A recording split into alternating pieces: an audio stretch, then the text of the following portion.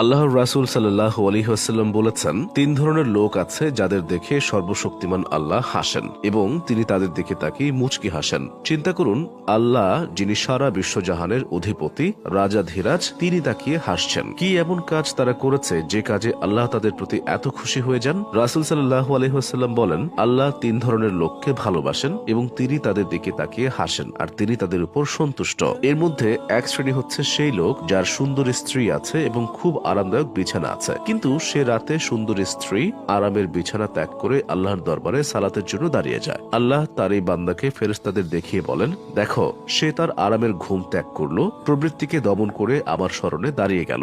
ইচ্ছা করলে সে নিদ্রা উপভোগ করতে পারত, নিজের প্রবৃত্তির চাহিদা মিটাতে পারত। সহিহ তারগিব, হাদিস নং ৬২৩। আল্লাহ এই ব্যক্তিকে দেখে হাসবেন।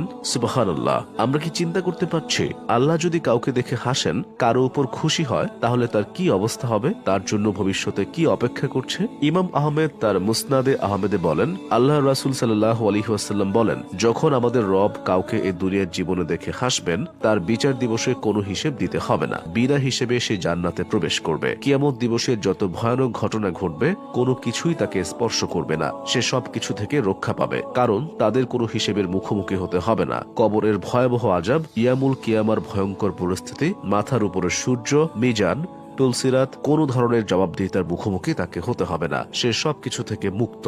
এটাই ঘটবে যখন আল্লাহ সুবহানাহু ওয়া তাআলা কারো দিকে তাকিয়ে হাসবেন। আমরা কি বাকি 2 ধরনের লোক হলো, রাসূল সাল্লাল্লাহু আলাইহি ওয়াসাল্লাম বলেন, আল্লাহ 3 ব্যক্তিকে ভালোবাসেন এবং তাদের দেখে হাসেন এবং তাদেরকে জান্নাতের সুসংবাদ দেন। যে ব্যক্তি আল্লাহর রাস্তায় যুদ্ধ করে নিজের জীবন শেষ করে দেয় অথবা যুদ্ধে সাহায্য করে। যে ব্যক্তি সফরে কাফেলার সঙ্গে থাকা অবস্থায়, ভালো থাক বা কষ্টে থাক, ঘুম থেকে উঠে সালাত আদায় করেন। হাকিম, হাদিস নং 1/25, সহিহ হাদিস নং 3478।